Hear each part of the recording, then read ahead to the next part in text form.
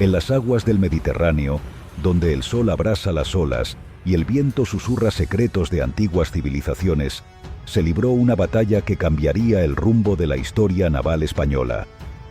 Un enfrentamiento que demostró al mundo el poderío de la armada de Felipe II y la valentía de sus hombres. Prepárense para sumergirse en una de las victorias más impresionantes y menos conocidas de nuestra historia. Bienvenidos a la poco conocida Batalla de Almería.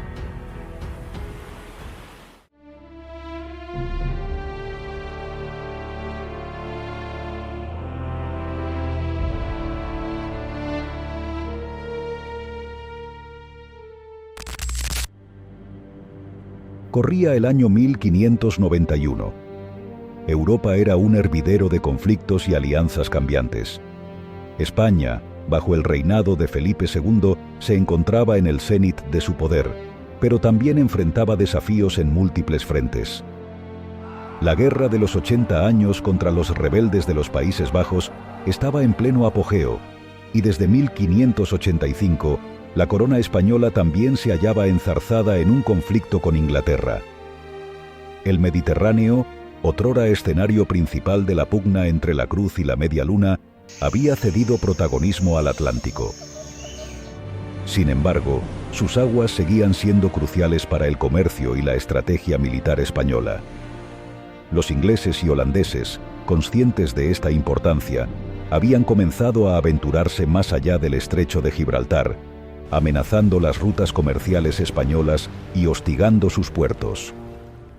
En este contexto turbulento, un hombre se alzaba como el guardián de los intereses españoles en el Mare Nostrum. Don Martín de Padilla y Manrique, adelantado mayor de Castilla y conde de Santa Gadea. Veterano de numerosas campañas navales, Padilla era conocido por su valentía y su habilidad táctica. Pero el destino le tenía preparada una prueba que desafiaría todas sus capacidades. A finales de agosto de 1591, Padilla regresaba de una misión diplomática en la República de Venecia. Su flota, compuesta por unos 20 navíos cargados de valiosas mercancías, surcaba las aguas del Mediterráneo occidental. El cielo estaba despejado y el mar en calma, pero el experimentado almirante sabía que en estas aguas, la paz podía tornarse en caos en cuestión de minutos. Mientras la costa de Almería se perfilaba en el horizonte, los vigías de la flota española avistaron velas en la distancia.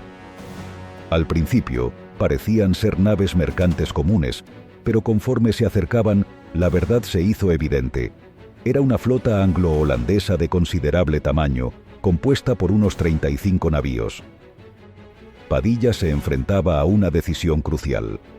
Su flota estaba en inferioridad numérica y cargada de bienes valiosos. La opción prudente habría sido evitar el enfrentamiento y buscar refugio en el puerto más cercano. Pero el adelantado mayor de Castilla no era un hombre que rehuyera el combate. Con una sonrisa desafiante, ordenó a sus hombres prepararse para la batalla. Señores, hoy tenemos la oportunidad de demostrar al mundo que la Armada Española sigue siendo la dueña indiscutible del Mediterráneo. Que Dios y Santiago nos acompañen.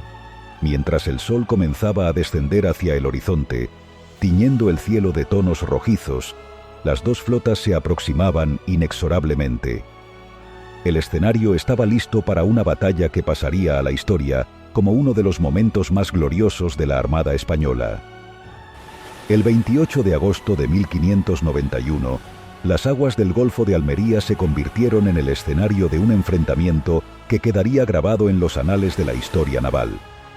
La flota española se encontraba frente a una fuerza combinada anglo-holandesa que superaba en número a los navíos hispanos. La flota enemiga, compuesta por unos 35 barcos, incluía 25 naves holandesas y 10 inglesas. Entre ellas se contaban galeones de guerra, urcas armadas y veloces pinazas. Los holandeses estaban al mando del experimentado almirante Cornelis van de Putte, mientras que la escuadra inglesa era dirigida por el corsario Sir Richard Hawkins, hijo del famoso Sir John Hawkins. Por su parte, Padilla contaba con 20 naves, una mezcla de galeones de guerra y naos mercantes armadas. Entre ellas destacaba su buque insignia, el San Martín, un imponente galeón de 1000 toneladas armado con 50 cañones de bronce. Lo que los anglo-holandeses no sabían era que se habían topado con uno de los más astutos comandantes de la Armada española.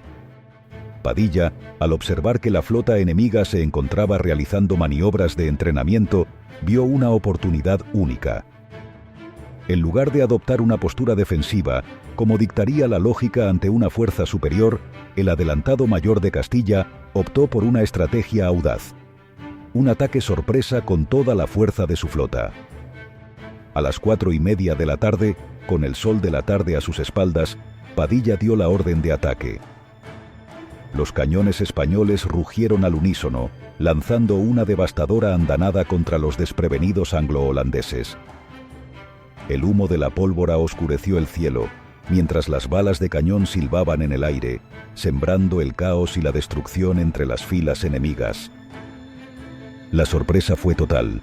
Antes de que los anglo-holandeses pudieran reaccionar adecuadamente, los navíos españoles ya estaban encima de ellos. El San Martín de Padilla embistió contra el buque insignia holandés, el Hollandia, mientras que el resto de la flota española se lanzaba contra los demás barcos enemigos. El combate se tornó feroz.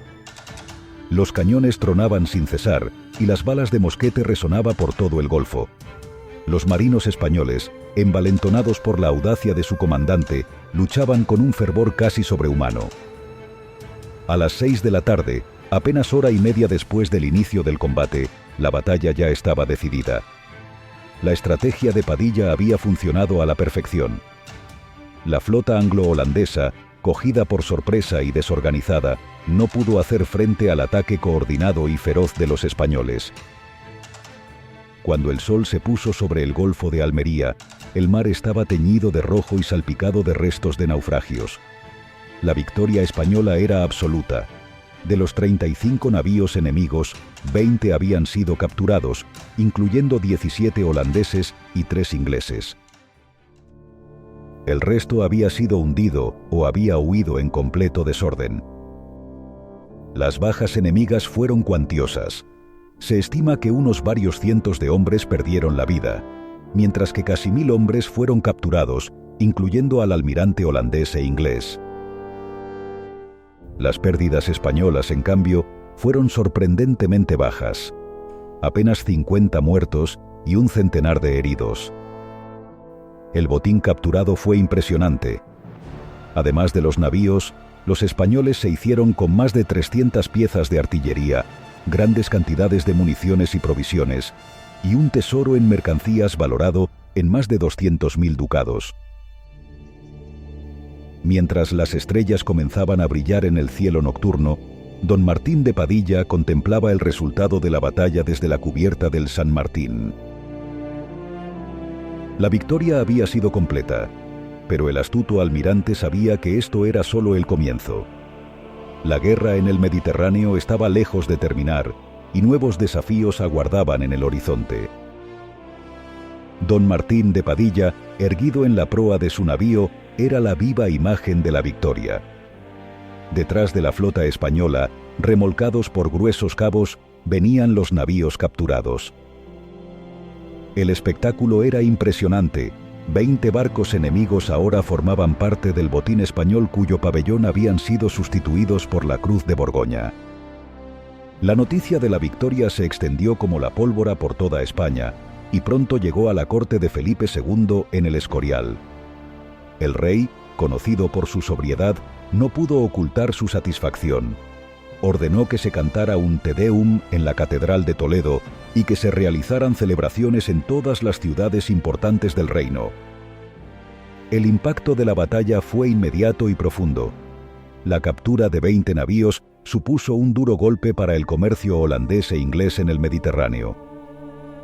Se estima que las pérdidas económicas para ambas naciones superaron el 1.000.000 de ducados. La victoria reafirmó el dominio español en el Mediterráneo occidental, disuadiendo futuras incursiones enemigas en la zona. En un momento en que España luchaba en múltiples frentes, esta victoria proporcionó un muy necesario impulso a la moral nacional.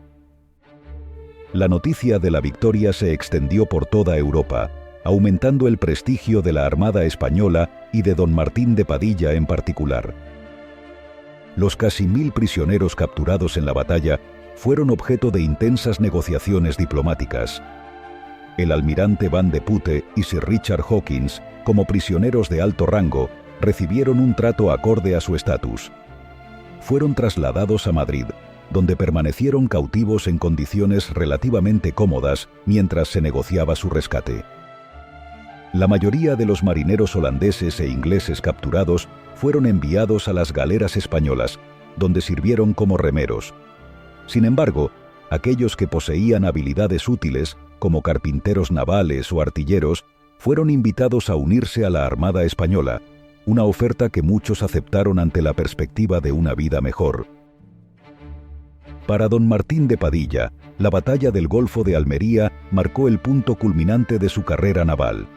Felipe II, impresionado por su audacia y habilidad táctica, lo nombró capitán general de las galeras de España, uno de los cargos navales más importantes del reino.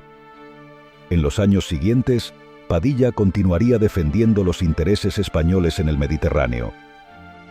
Su victoria en Almería se convertiría en un caso de estudio en las academias navales españolas, y su nombre sería recordado junto a los de otros grandes almirantes como Álvaro de Bazán. La batalla del Golfo de Almería de 1591 dejó una huella indeleble en la historia naval española.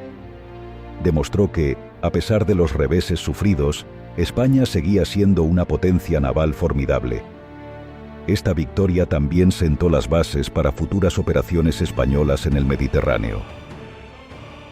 La experiencia y confianza ganadas en Almería se reflejarían en posteriores triunfos, como la Segunda Batalla del Golfo de Almería en 1601, también liderada por Padilla. Hoy, más de 4 siglos después, la Batalla del Golfo de Almería de 1591 permanece como un testimonio del coraje, la habilidad y la determinación de los marinos españoles del Siglo de Oro. Es un recordatorio de que, incluso ante probabilidades abrumadoras, la audacia y la estrategia pueden cambiar el curso de la historia. Queridos espectadores, la historia de la Batalla del Golfo de Almería es solo una de las muchas joyas ocultas de nuestro pasado naval. Os invito a profundizar en esta fascinante época, a descubrir más sobre los hombres y mujeres que forjaron el destino de España en los mares. ¿Qué otras batallas navales desconocidas creéis que merecen ser rescatadas del olvido? ¿Qué lecciones podemos aprender hoy de la audacia de don Martín de Padilla? Dejad vuestros comentarios abajo y no olvidéis suscribiros para más contenido sobre la épica historia de España. Recordad, conocer nuestro pasado no es solo un ejercicio académico, es la clave para entender nuestro presente y forjar un futuro mejor. Hasta el próximo vídeo y que la historia os acompañe. Vuestro amigo de Historia Hispana.